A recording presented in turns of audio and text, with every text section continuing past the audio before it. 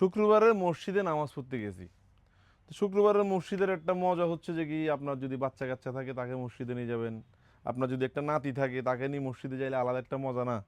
নাতিরে কোলে নিয়ে নামাজ পড়বেন, নাতি দৌড়াদৌড়ি করবে, চিল্লাচিল্লি করবে, মানসিক একটা শান্তি যে আমার বংশের একজনকে নামাজ কালাম শিখাচ্ছি, মরি গেলে সদগা, এটাই তো সবচেয়ে বড় ধরনের সদগায়ে জারিয়া। তো আমি একা নামাজ পড়তেছিলাম আমাদের এলাকার মসজিদে, পিছনে অথবা পাশেই একটা বাচ্চাকে আরেকজন মানে নিয়ে আসছে আর কি, বাচ্চাটা চিল্লাচিল্লি করতেছে বেশি।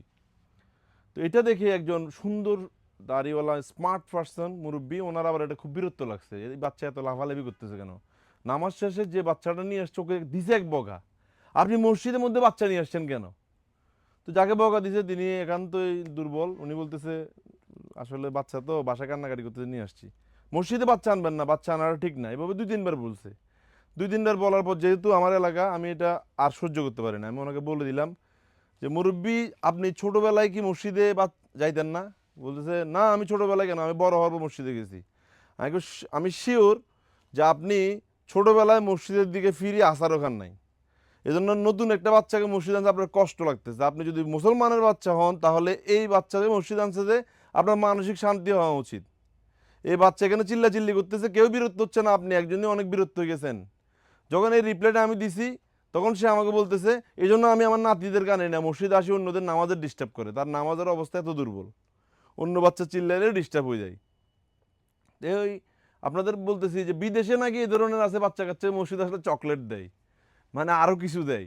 আর এই ধরনের এই বড়লোক মানুষগুলো এগুলো মসজিদে গেলে বাচ্চা কাচ্চারা আওয়াজ শুনলে এরা মসজিদ থেকে বাইর করে দিতেছে, আল্লাহ এদেরকে হেদায়েত দান করুক। সেটা কনসেপ্ট না, কনসেপ্ট হচ্ছে গত কয়েকদিন আগেও আরেকটা মসজিদে গেছি, মসজিদ সংক্রান্ত অনেকগুলো ভুল কিন্তু হচ্ছে বাংলাদেশে, আমাদের ভুল ধরার অধিকার নাই, কিন্তু যেহেতু আমাদের বলার জায়গা আছে আমরা একটু একটু বলতেও তো পারি। কারণ খুবই দুর্বল ইমান হচ্ছে যে কি, মানে মনে মনে ঘৃণা করা। তো মধ্যম পন্থা হচ্ছে যদি বলে কিছু করা যায়। যে এলাকার একজন নাম করা সুদী, উনি মসজিদ মানে সুদী কাজ কারবার করে, মানে সুদে মানুষকে টাকা পয়সা দেয়, এটার লাভ খায়। সে লোক মসজিদের ইমাম সাহেব, কারেন্ট নাই মসজিদে, প্রথম লাইন থেকে এক লাইন পিছনে আসি নামাজ পড়াইছে। মসজিদের ইমাম সাহেব কারেন্ট নাই, মানুষ মুসল্লি 15-20 জন, পিছনে আসি পড়লো, পিছনে এক লাইন থাকবে, আর কেউ আসলে পড়তে পারবে। তো ওই লোক যে সুদী, তার তো প্রচুর টাকা পয়সা, পাওয়ারের অভাব নাই, সে নামাজ শেষে একটু করে জায়গা কম ছিল, হয়তো চেহারা নামাজ পড়তো আর কি। তো আমরাও পড়তেছিলাম নামাজ, সে ওই নামাজের পরে ইমাম সাহেবকে, আরো 8-10 জন এখনো নামাজ পড়তেছে, এমন তো অবস্থায় সেই ইমাম সাহেব বাইরে হওয়ার পর দিছে এক বকা ইমাম সাহেবকে, এই আপনি মিয়া পিছনের দিকে আসছেন গিললে, সামনে দাঁড়াতে পারেন না? কারেন্ট নাইলে নাই আর কি, একটু গরম সহ্য করলে কি হয়েছে? ইমাম সাহেব বলতেছে, ইমাম সাহেব তো অসহায় মানুষ, বলতেছে এটা কোনো কথা, আমি গরম যে কারেন্ট নাই যে সেজন্য পিছনে দাঁড়াইছি আর কি। আর মুসল্লি তো প্রতিদিন হয় না, আজকে আল্লাহর রহমতে হয়েছে, তাও তো জায়গা হয়ে গেছে। ওই লোক তো বড় লোক, খুবই গরম যে এরকম ধরনের হইতে পারে না, ইমাম সাহেব এই ধরনের অধিকার নাই, আপনি আপনার জায়গাতে নামাজ পড়াবেন। তখন আমি ওনারে বললাম ইমাম সাহেবের ছোট্ট একটা ভুল দেখে আপনার মাথা গরম হয়ে গেছে, ওনার ভুল তো আমি আর ওনারা বলার অতটুকু ক্যাপাসিটি আমার নাই। তো আমি বলছি আপনি টাকার গরম যেটা দেখাইছেন এটা এখানে না দেখাই একটু আপনার অফিসের ভিতর দেখা পেলে ভালো হইতো, কারণ এখানে সবাই নামাজ পড়তেছে, নামাজের সময় আওয়াজ একটু নিচে থাকা দরকার। তো এই ধরনের সুদী মানুষগুলো অথবা শয়তান মানুষগুলো এদের নিজের নাই আগামাথা, অন্যের দোষ একটা দেখলে তার কান্দের উপর উঠি বসে। আল্লাহ এদেরকেও হেদায়েত দান করুক, সাথে আমাদেরকেও আল্লাহ হেদায়েত দান করুক। অরিজিনাল প্রিমিয়াম সেগমেন্টের অনেক পোলো টি শার্ট কিন্তু আমাদের সবগুলো আউটলেটে অ্যাভেলেবেল রয়েছে।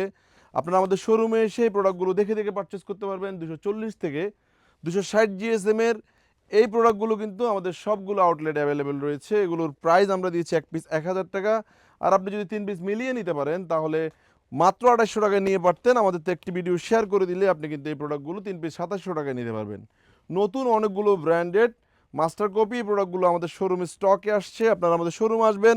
আমাদের ঢাকার আউটলেট যেটি মালিবাগ আবুল হোটেলের পাশে গ্লোবাল ইসলামী ব্যাংকের 3 তলায়, সেই শোরুমে এই ধরনের প্রিমিয়াম সেগমেন্টের অনেক পোলো কিন্তু অ্যাভেলেবেল হয়ে গিয়েছে। এগুলো সাইজ থাকবে 40, 42, 44, 46, 48 পর্যন্ত চেস্ট, মানে SML XL 2XL পর্যন্ত। আপনি আমাদের থেকে শোরুম থেকে যদি প্রোডাক্ট পারচেস করেন 3000 টাকার মিলাতে পারলে আমরা একটা করে শার্ট অথবা পোলো টি শার্ট কিন্তু গিফট অফারে রেখেছি। সো শোরুম আসবেন, দেখে দেখে প্রোডাক্টগুলো পারচেস করবেন। আসসালামু আলাইকুম।